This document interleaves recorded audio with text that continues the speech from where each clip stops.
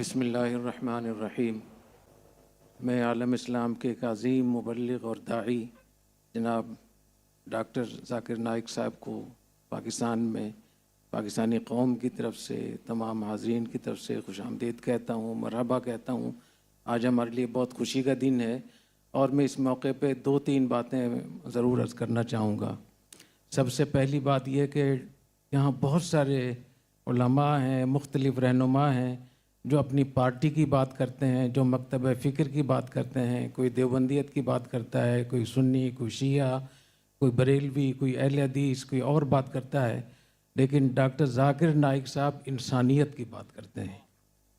تو یہ بہت بڑا ہمارے لیے ایک موقع ہے کہ یہ ہم سب سے اوپر بات کر رہے ہیں، اور ان کا جو دائرہ کار ہے اس میں 8 بلین انسان ان کے سامنے ہیں۔ تو یہ بہت بڑی بات ہے، اور میں سمجھتا ہوں کہ ڈاکٹر ذاکر نائک صاحب کا ہم شکریہ بھی ادا کریں، ہم ان کو بہت دھیان سے بھی سنیں، اور خاص طور پہ حضور اکرم صلی اللہ علیہ وسلم کی زبان مبارک سے جو اعلان کرایا اللہ تعالیٰ نے، قُلْ یا ایُّہَا النَّاسُ انی رسول اللہ الیکم جمیعا، تمام انسانوں کو کہا گیا ہے کہ میں تم سب کا رسول ہوں۔ تو ڈاکٹر ذاکر نائک صاحب حضور اکرم صلی اللہ علیہ وسلم کی اسی بات کے داعی ہیں۔ تو یہ کتنی بڑی فضیلت کی بات ہے۔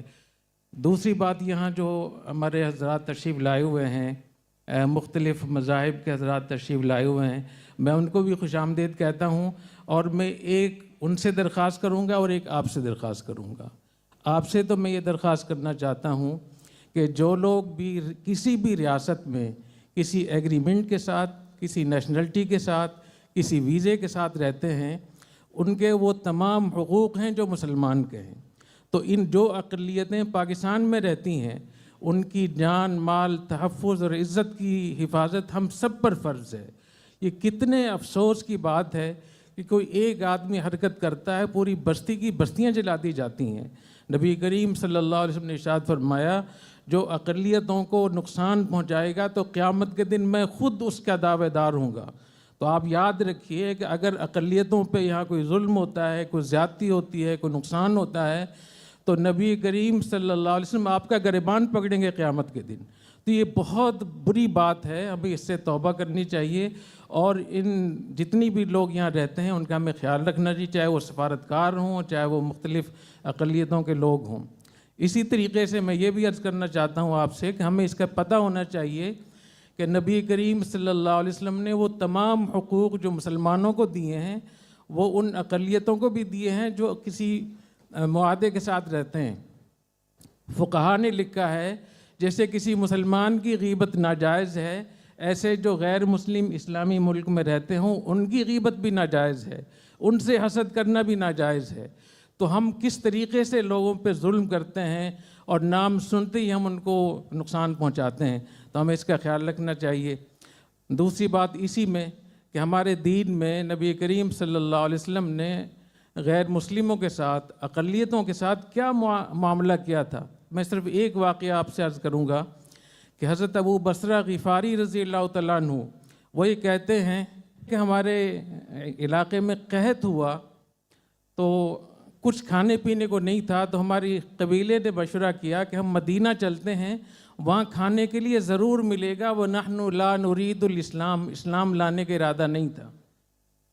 تو اس سے معلوم ہوا کہ جو غیر مسلم ہمارے ملک میں رہتے ہیں، اگر وہ کسی پریشانی میں مبتلا ہوں تو ان کے ساتھ ہمارا اتنا اچھا رویہ ہونا چاہیے کہ وہ پریشانی میں ہم سے کہیں، ہم ان کے ساتھ پہنچیں۔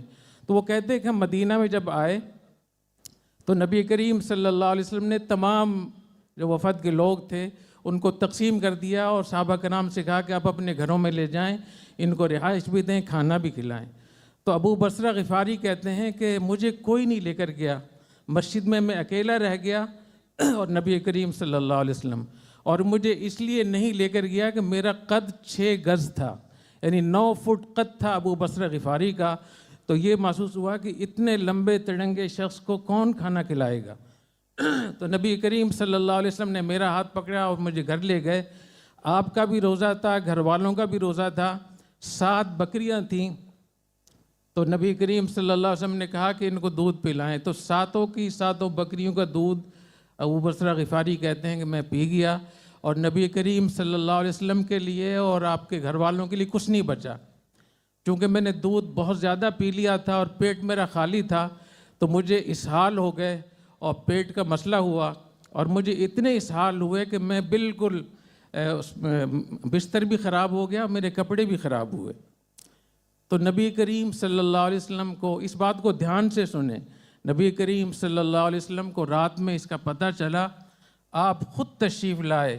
فغسلنی، خود اپنے ہاتھ سے میرا بال و براز دھویا. وَأَزَّرَنِي بِإِزَارِي، اور اپنے کپڑے مجھے پہنائے. تو نبی کریم صلی اللہ علیہ وسلم کا تو معاملہ اقلیتوں کے ساتھ یہ تھا. تو ہمیں بھی اس کا خیال رکھنا چاہیے. اسی طریقے سے جو حضرات یہاں تشریف لائے ہوئے ہیں مختلف مذاہب کے حضرات، میں ان سے کہتا ہوں کہ جس نبی نے آپ کے لیے وہ تمام حقوق دیے ہیں جو ایک عام مسلمان کے ہیں، تو اس نبی کا اکرام اور احترام آپ پر بھی کرنا چاہیے. اور خاص طور پہ جب آپ نے یہ کہہ دیا یا ایھا الناس انی رسول اللہ الیکم جمیعا، تو نبی کریم صلی اللہ علیہ وسلم سب انسانوں کے رسول ہیں، وہ آپ کے بھی رسول ہیں. یہ الگ بات ہے کہ آپ کو اطمینان نہ ہو، لیکن رسول اور نبی وہ آپ کے بھی ہیں. جیسے موسیٰ علیہ السلام ہم سب کے نبی ہیں، رسول ہیں.